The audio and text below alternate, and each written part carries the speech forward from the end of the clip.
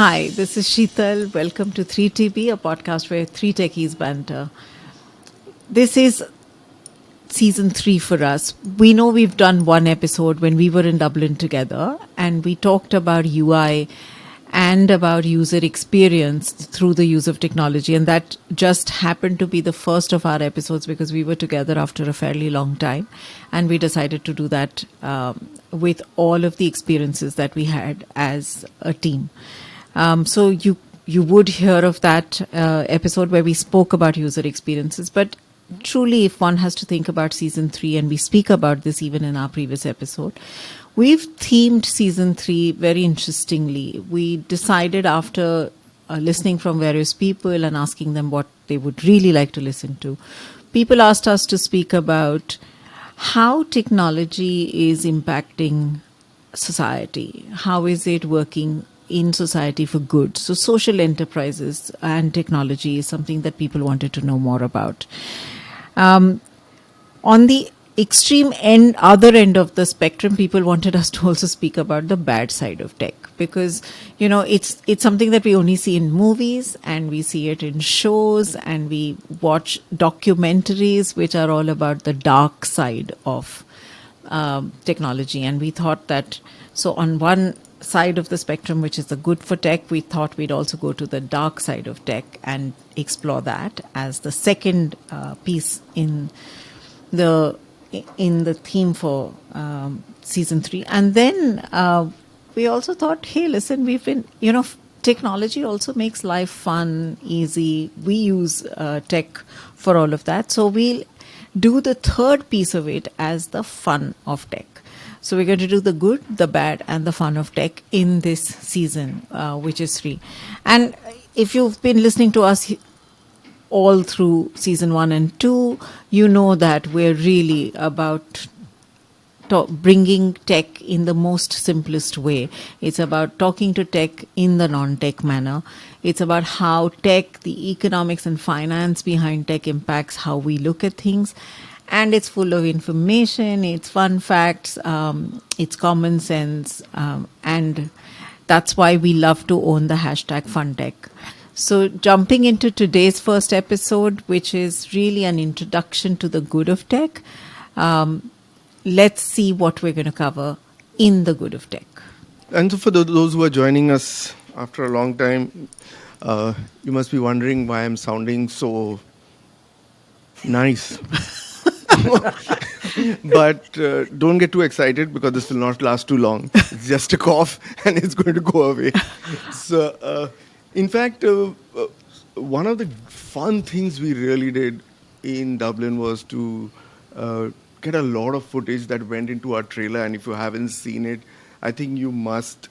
I think it's one of those literally like Tom and Jerry moments. I think whenever I look at it, I kind of laugh my guts out, and I don't know why, because I know what's going to happen, and I still laugh at it. So it's like one of those really funny things that happened.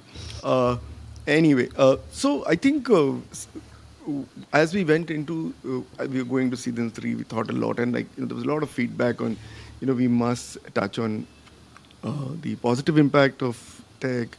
Maybe look at dark side and all that. So, we've kind of tried to put something together. And as always, I thought, I must go and dig up some food-related trivia, which kind of talks about the good of food, not so much the tech. So I actually found this Satish Vada Pav Wala on Science Circle. So, just like Ashok Vada Pav Wala near Kirti College. So Satish is really, truly, truly remarkable because this guy's been there for the last 30 years. But the remarkable thing about him is that he gives school children vada pavs for 5 rupees still. Wow. So if you're a school child and you come to him, you're wearing a uniform, he gives you a vada pav for 5 rupees. So that's his thing, And in fact, it was so touching because I spoke to somebody about it, and they told me something which was really stuck with me. He said that the rich give, but the not so rich share, and sharing is much more powerful than giving. So I think that itself was kind of incentive enough to do something about the good of tech, or just the good.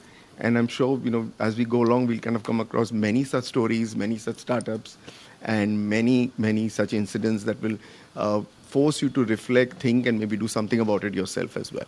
Just continuing on the introduction of this season 3, and like Sheetal mentioned, how should we approach the good of tech, right? So we'll do good of tech, bad of tech, and the fun part of tech. So we just went to the base of Maslow's triangle, right? So if we had to look at good of tech, let's look at what is happening in the space of Roti, Kapda, and Makaan, right? So these are the core requirements, and a lot of interesting work is happening in this area. So what we'll do is, as the season progresses, you'll see us touching upon technology that affects Roti, which is probably various things, including agritech, water, sustenance, and stuff like that. We'll then go into the construction aspects, Makaan part of it, and obviously the whole clothing industry, the Kapda part of it. So that is how we'll proceed. Just on just to kind of kickstart this, what we did was we did some research, and World Economic Forum has some reports about the innovative companies that it kind of supports. And to kickstart it, I thought I'll talk about 3 that kind of stuck in my mind, and I thought it'll be a great start. So one of them, so just to recap, we'll talk of agritech today. So one of them is in that space, and other 2 are related. One is an Indian startup called Trashcon. Amazing kind of work happening. It's run by a lady called Niveda, and she was called to Davos and to speak about the organization. She has some patented technology in the field of waste segregation, right? So it's a huge problem in developing nations, and the idea is that a mixed waste cannot be treated, right? So you have to do waste segregation. Big cities already have, they force people to do it, but still the end result, when you look at streets and all, it's all mixed waste. So how do you pick up waste and do waste segregation? So she has created some machines which help you segregate at a very base level into 2 things: wet waste, which becomes compost, fertilizer, manure, and the other is all the other waste. So it's a very simple model, patented technology, and the other waste, which is not the wet waste, is actually converted into reusable furniture. What they do is it can be recycled. So this waste is bound into sheets, and those sheets are used to create tables, chairs, and very interestingly enough, the first thing they did was the tables created out of this waste were donated to a school where children used to sit on the floor, and now they have table and chair to sit on. So it's a very, very interesting startup, and they are processing today about 200 tons of waste per day, and they have already gone to 2 other countries, which is Nepal and Bangladesh, other than India. They are present in 6 states in India, and they will soon be ramping up production to around 500 tons of waste per day. So very, very interesting startup. So that caught my eye, Trashcon. The second startup I would like to talk about is now coming closer to the agri-tech part, but this is the water. And I found it amazing and interesting. Probably others have heard about it. It is in the space of something called BETT, which is bioelectrochemical treatment technology, right? What I found interesting was the concept is so simple and understandable, and yet it is scalable. So we have talked of scale a lot, and it is very what you call modular. So I'll tell you what it does. So essentially, this company is called Aquacycle. This is now from India. We've gone to the US based startup. Aquacycle is a company which creates these, they call it a biofuel cell. Now what this biofuel cell does is that it is essentially a small black box, okay, and the black box is like a cell. It has a cathode and a anode, right? And the cathode has these micro bacteria, microorganisms in that cathode, and then you have the anode, right? And it intakes it gets oxygen by intaking air, right? So the simple methodology is when you put your organic waste mixed water, right? So which is output of breweries, output of Pepsis, Cokes of the world, household sewer kind of stuff and all, when and even farming. So when this water comes into the system, it's pumped into it, right? And all these microorganisms, they are the organic waste that comes in, these microorganisms break it into protons and electrons, right? And what happens is, as I said, this was one of the terminals of a battery. The electrons start flowing to the other terminal, right? So essentially you start generating electricity. And on the other side, when the electrons flow, the protons, electrons and the oxygen that is coming from outside is combined to create water, H2O, right? So think of it like a small box, okay? Input is contaminated and wastewater, and output is electricity and water that is usable in irrigation. So I found that just amazing. And these black boxes are, they call it like Lego pieces, modular. You can just add multiple of them to increase either the purity or the capacity. So if one box does X amount of water purification, you put 10, it does 10x.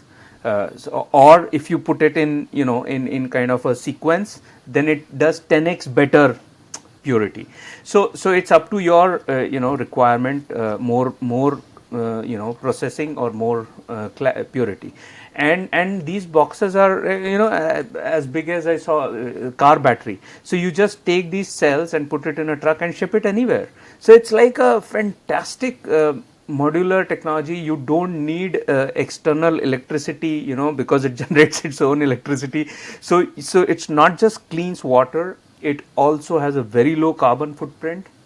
And more than anything else, when they are B2B solutions, they already have $100 million sales pipeline, which is amazing. And their aim is that how do they bring the cost of this down and actually give it for the greater good.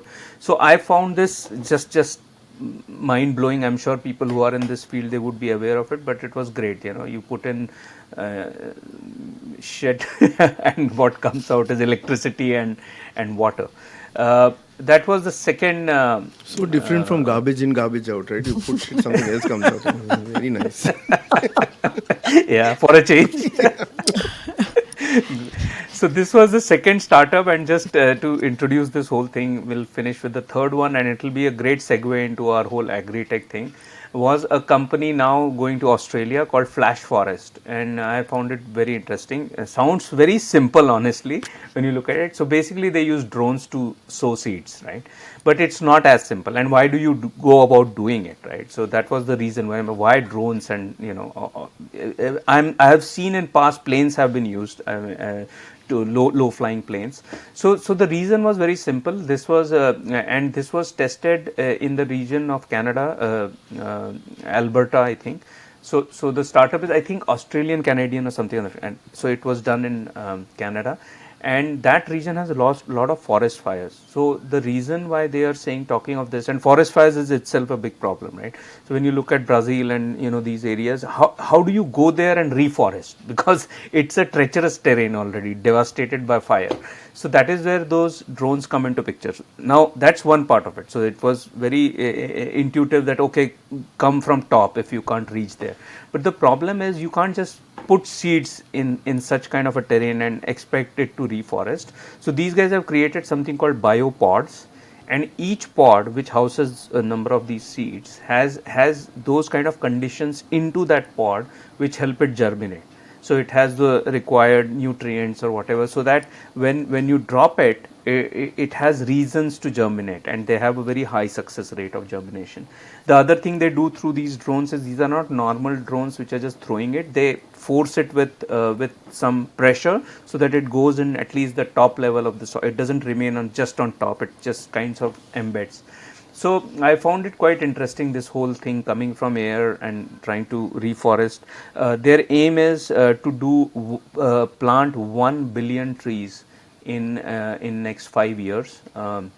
And the relevant statistic here is that, I mean, I was not aware that, for humanity, the requirement is something like, I think 60 trillion trees need to be there, and that is what it was earlier, and we have gone to half of it. So for sustenance, we are at half level, 30 trillion today. So there is a huge deficit of green cover, and all the problems associated with it. So those were the three things to kind of introduce Roti part of our section.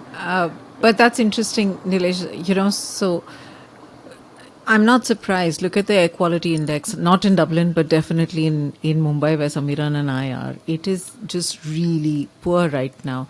I mean, we have 11,000 plus constructions going on and projects going on. And when you realize that with every construction you're losing, trees and plants, I'm not surprised that we're doing so much damage to the environment. So we will have to I think we will have to become more conscious and make sure that we don't do as much damage as we have done in the last couple of years. Samiran, all yours before we start with our main topic for today, which is agritech. Yeah, so I think this kind of became really serious and about all the good that's going on. So the Indian psyche is totally filmy. So and I started looking at some interesting information on this whole Roti, Kapda, Makaan. I said whether I said should I find some jokes about Manoj Kumar and say them and whatnot. But what lo and behold I found that when the economic survey of 2021 was read out by I think Krishnamurthy Subramaniam, I think he's the ISB professor, was the economic advisor. He actually in his economic survey talks about. He specifically references Roti, Kapda and Makaan, the movie. He references Jungle Book and Main Azad Hu. So I think from time immemorial we have been kind of drawing inspiration from filmy things to bring out the fact that these bare necessities are important. And in fact, what I found also was this whole thing about food, clothing, shelter, Roti, Kapda, Makaan is actually what is called or referred to as the living wage, which means that you need to have at least enough wages to be able to afford these three things in the quantity that you need. So obviously you can go crazy and do this thing, but I think the importance of these three is just to so basic to our whole existence. And I think when we come back we'll talk a little more about the food side, and we'll, as we go along, we'll probably also just share a little bit of information about why shelter is also important, and what's happening in the clothing world, so that that kind of prepares you for the episodes to come. So why, Samiran spoke about the fact that basic living wage, is calculated as a combination of food, clothing, shelter. But do you realize how much food we would need to feed 9 billion people? So the issue is not, it's very complex, right? Feeding 9 billion people can be dependent on so many factors. It will depend on dietary preferences, food production methods, food distribution systems, etc. But according to FAO of the United Nations, it says that we will need to increase global food production by 70% by 2050, okay, to feed our projected population of 9.7 billion. And that's assuming that we will be only 9.7 and we'll not have gone crazy and created even more children.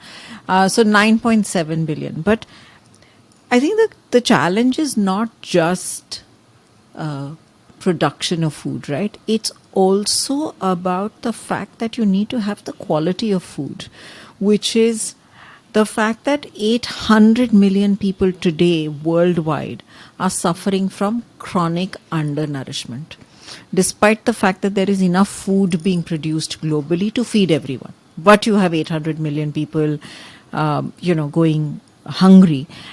And there's multiple reasons for that, right? Because there's a whole bunch of food waste which is happening. We don't have the best distribution systems of making sure that food made somewhere is delivered to the place that really needs it. And third, Samiran, much as I love your vada pav wala in Sion, I also think that we create the challenges for ourselves because, yes, eating a vada pav is better than going hungry. But I'm not really sure whether vada pav meets all your nutrition requirements as Absolutely. correct. So true, so true. I mean, So- you're absolutely right. In fact, just a quick point here is that, like you said, it's such a complex issue, and even same thing, the World Food Program and all of these, the people who study this for a living, they're trying to do it through some SDGs.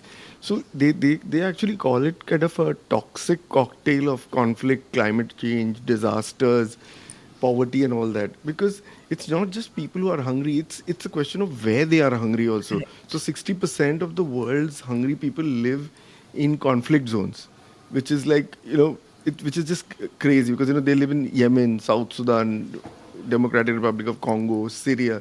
So I think the problem is not just that we have to there are 9 billion people and you've got to take food and feed them. It's like where they are located, how do you get it to them, and all of that. So obviously it is much more complicated than we would think it to be.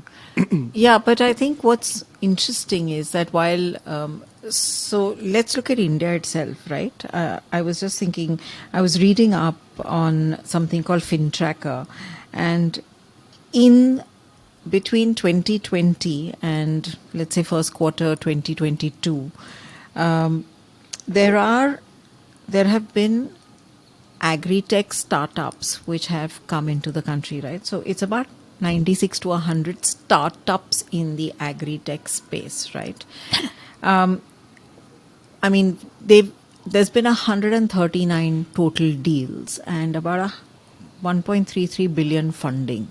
Now, knowing the way India thinks and knowing the way we operate, the chances are that a lot of these startups are thinking of, yes, India as the country where the problem is, but when you think of things at scale, then you could easily take it to countries that you mentioned, right? Because what you're now saying is that whether it's conflict zone or not conflict zone, whether it's access or not access, whether it's ability to pay for the food that you need, all of that, I think India will be able to lead on that, even to provide solutions around the globe. And there are so many areas that need work, right? When we think about food shortages or food crisis, we really think about, production. But it's not just production, right? There is a market linkage. How do you get the food from the farmer to the ultimate consumer? That consumer could be a retailer, it could be the end consumer, it could be a restaurant, it could be anything. So how do you access markets, right? That is a big challenge. Finance, I mean, our farmers, there is analysis which shows that, especially in India, and I'm sure that's true for some parts of the world, where if you have small plots of land, the money that you make versus the money that you spend in farming, you're always deficit, right? And then imagine if there's bad weather or whatever and you're done. So there is always a gap between the money that you earn and the money that you have to spend to farm. Now, so financing becomes extremely critical. And if I remember the data right, about 40% plus of the farmers in India fall into this category of deficits, right? They're just about making money or they're deficit, one of the two. Now, that's a big challenge. There is technology which can help you do better, which means can you get better access to data, can you do better predictions, etc. And there is this whole move towards precision agriculture and automation and things like that. And what is also emerging as a new space is farming as a service, right? So there are so many things that have to be looked at. It almost takes me back to our Santa episode, right? Because when you think of it, there are aspects which you need to kind of impact all of the aspects before you're able to bring about real change. And I think that's really the big challenge. And India in the last 2 years has seen a huge amount of impetus in agri-tech, and I'm sure that that's what we're going to, that's already happening around the world. So it's quite interesting as to why agri-tech is becoming so important. There's also other things, but I will leave it to the two of you to come in and talk to me about it. But, things like vertical farming and new ways of farming, that's also going to start making a difference in terms of how we provide food, where do we provide it, is the supply chain good enough, etc. So that's really one of the interesting things that I felt about agri-tech, the fact that finally an agrarian economy like ours is ensuring that there is tech conversations around agriculture. So that's an interesting piece. Just to add, I was just thinking when you just mentioned about agrarian economy, and honestly, we have moved away from that, right? We have become service-based, story, and it has done well. But the sad part is that I spent some time in the Singapore, Malaysia region, and when we were kids, if you remember, Malaysia used to be the largest producer of rubber in the world. It no longer is. Because they have also moved away. So I think somewhere with this whole capitalism, the whole unicorns and all, many countries are actually moving, which is not a good sign. I mean, one is the agri-tech part itself, but the fact it's great that it is attracting investments, becoming more lucrative. But the fact is, many countries have moved from those kind of routes to making a bit more money. But just one additional point I'll make, since blockchain is the space where we work a lot. So I think from an agri-tech perspective, I think one thing that comes to my mind is blockchain. And honestly, we have talked in past that blockchain is still away from its so-called Netscape moment. Becoming really big, mass adoption is a challenge.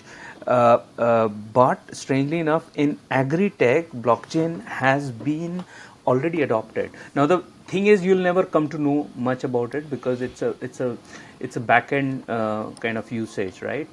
So I can tell you that I think Nestle is most probably using it in one of their coffee producing regions to see the origin of the bean, Correct. right? And it is already implemented, and the idea is to control the origin, to check the purity. The end consumer should be aware of what they are actually drinking. It has been used there. It's already in use. I mean, in production. It's not a kind of a something on anvil. The other thing where I saw this implementation, again origin related, was in France, and this is in the wine region, where they use this whole blockchain to track the origin of the wine, which is extremely important for French wine, where you need to know which farm the grape came from and what is the pedigree and stuff like that. Now this is kind of still in the luxury area of agri-tech, right? I mean, you're talking of finding out origin for, I don't know, purposes of taste and other stuff. But this whole tracking using blockchain, it is going to enable farmers to attract insurance, right? So if I'm able to if I'm able to talk so clearly about my produce, it is so transparent. Suddenly your risk factors, kind of, if I had to go and look at a premium of one such farm, go down because it's transparent, right? So now you are going into the more constructive use cases, like finance and insurance against climate, and which is a big problem in India, right? Loss of crop due to various problems. So I think blockchain is providing some very interesting solutions for agri-tech solutions in this space, which will lead to finance and insurance for farmers. Which I think is great, because the other thing that I'm hoping that blockchain will help do is also reduce a certain amount of food fraud, right? Because I'm sure that with blockchain you will be able to track a lot of things. I think one of the big challenges, and this is purely from a consumer point of view, I think consumers need to have confidence in what they're eating, right? And I think this whole origin story and the ability for a farmer and a company to talk about the origin with transparency is also going to build consumer confidence. And that, I think, might be very, very... for brands, I think it will be a game changer, because today you may tell me that my coffee is from the best whatever in the world, but I don't have the confidence in it. I don't know whether it's just another marketing spin, right? And I think if that can be proven, then consumer confidence can go up tremendously. So I think even from a marketing branding point of view, that may be an interesting twist. So while we always talk about scale and things which are done in the millions and billions, assisted with technology, big data, drones, what have you, I'm also a firm believer of community-based activities or things that individuals can contribute to. So I came across this person who's based out of Nagpur. His name is Khusru Pocha. And his story has been kind of talked about in a lot of magazines now, because but interestingly, he's never left Nagpur in his life. Okay, he just there. So he was treating his mom for cancer, and he used to take food for her to the hospital. And then he realized that a lot of people don't get food, though they're getting treated. So he and his wife started cooking 15 meals a day. And they used to take it to the hospital and give it to 15 people. Slowly, that grew to 200. So he used to do 200 meals, just cook and take. And then what happened is that all of a sudden people started calling him and saying that we also want to contribute. And that, that 200 meals now become 600, 900, and, it's become a huge movement. And people, call him and say, I want to do it in my city, blah, blah, and that's. So the second thing that he has done, and it's really interesting reading, he's got this thing called Neki ka Pitara. So it's like a little fridge in a hospital where he goes and they stock food, okay? Again, and people, it's a trust-based system. You go and take the food, you consume it. Some general volunteer comes and takes a picture, puts it on a WhatsApp group, and somebody gives money, somebody comes and fills in that pitara, and it keeps going on and on. And that pitara gets filled 3, 4, 5 times a day. And this thing has moved to 20, 30 cities in India, and this guy has never left Nagpur, ever.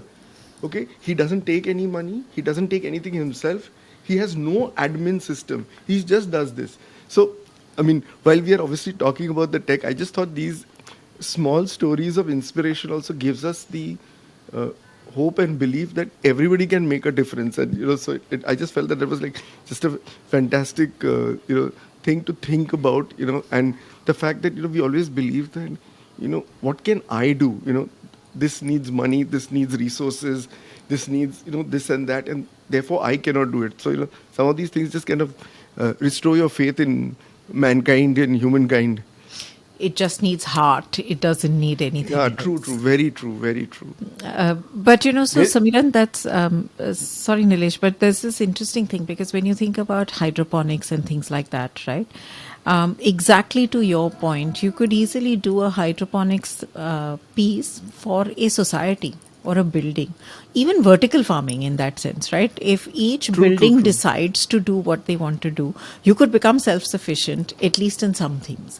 And I know that the government is working towards us all creating our own, using wet waste and creating stuff. But this thinking of, can I take that one small step, is a fascinating one, because even simple things like hydroponics or technology which allows you to make things happen better for you is good enough to bring some change in the world. Sorry, Nilesh, I interjected, and all yours.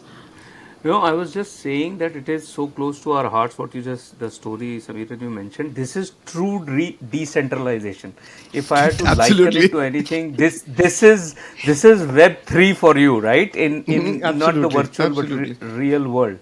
And it's just a fantastic story, and decentralization, honestly, when you look at it, the whole concept is that each individual step matters, and how do you move away from this whole aggregation to a more decentralized mode of working? I mean, going ahead, like you touched upon a couple of things, Sheetal, in agritech, so which was vertical farming and hydroponics. I think in the first section itself, we talked of this whole flash forest. How do you drop seeds from the air and stuff like that. One more aspect which I would just like to talk in agritech, and which has been around for a while, is GIS, right? And I worked for a GIS company in past.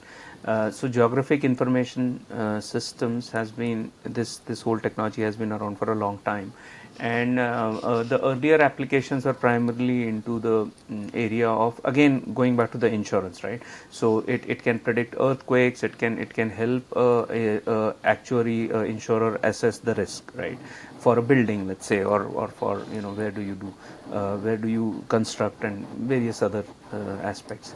So GIS has now got a lot of application in agriculture, whereby through add to it the whole satellite imagery and stuff like that, you can start predicting what topography is suitable for what kind of vegetation, and you do, basically you are building efficiencies. You are doing right stuff at the right place, rather than doing something which was frivolous. So GIS is another piece of technology gaining a lot of ground.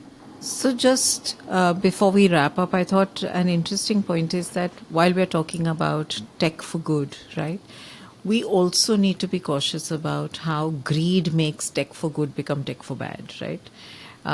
Very often. And that's what's happened with the world of tech in a whole bunch of things. And that could also happen in the world of agri-tech. So, yes, there is gene editing, and, we've done things like there is, like we talk about GMO food, and while at one level you have gene editing technologies like CRISPR, which will develop crops which are more resistant to pests, diseases, climate change, etc. I think we should be conscious of the fact that every time we do something or we modify something, there will be an impact, right? So I think the word of caution that we have to do for ourselves is, if you remember the Green Revolution in India, right? We had the Green Revolution, and then we became greedy, and then we completely depleted our soils of a whole bunch of things, and therefore farming became difficult.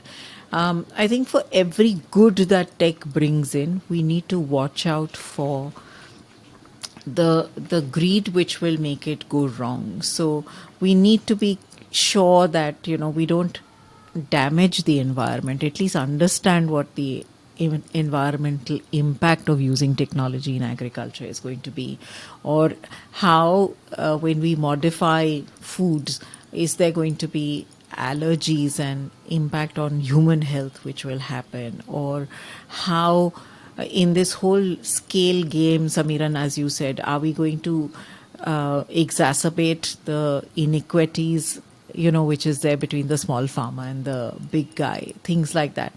So there is that slight negative side of agri-tech that I would really be worried about. And I think we should put it out there, because it's not just all good, right, in that sense.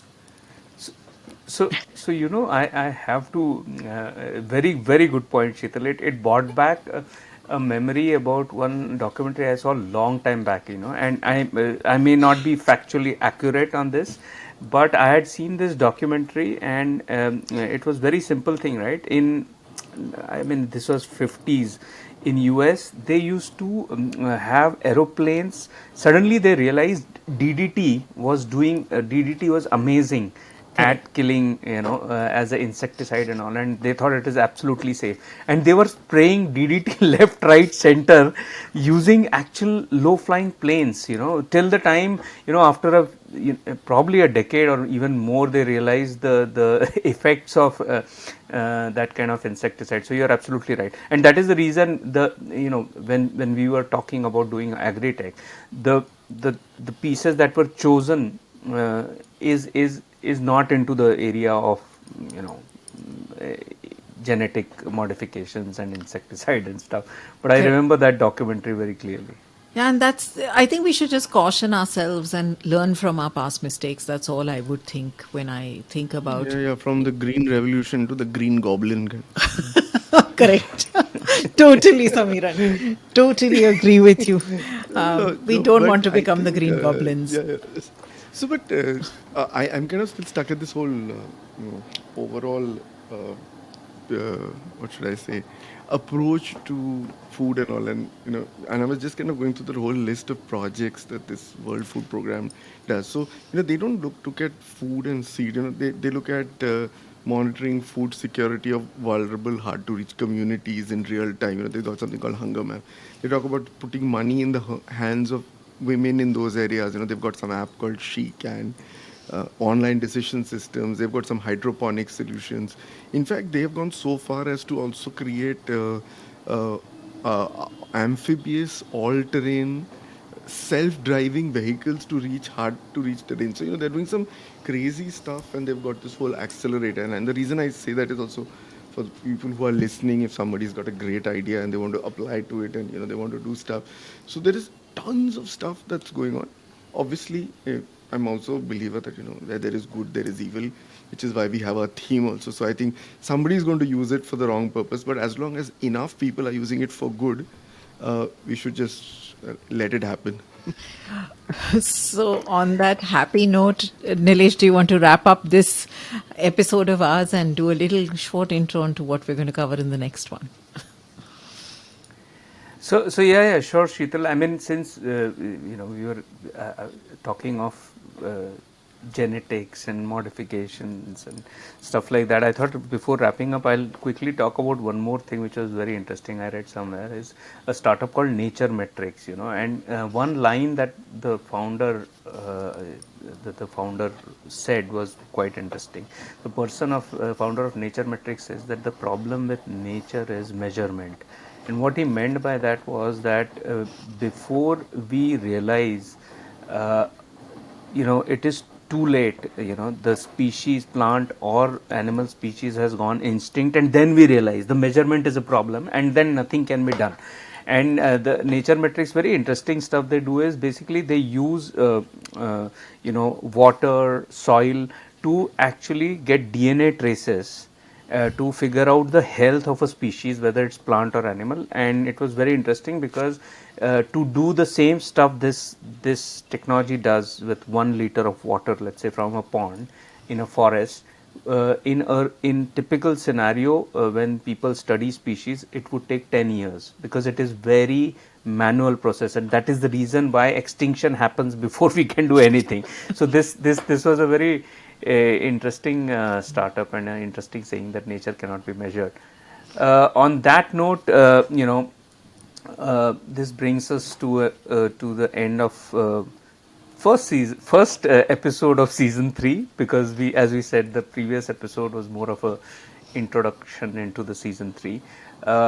Then we'll continue with this Roti Kapda Makaan concept, and in the next one we'll target one of the two, Makaan or Kapda.